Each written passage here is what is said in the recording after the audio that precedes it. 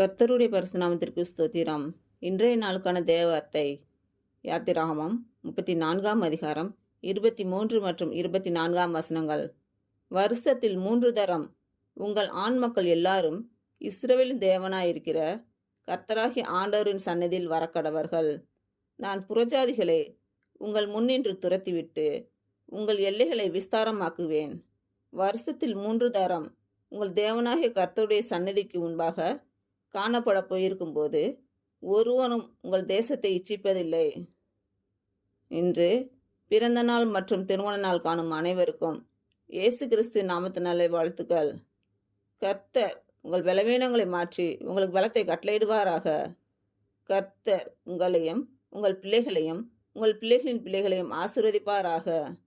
கர்த்தர் உங்களோடு இருந்து உங்கள் பணிகளையும் பயணங்களையும் ஆசீர்வதிப்பாராக. ஆமீன்.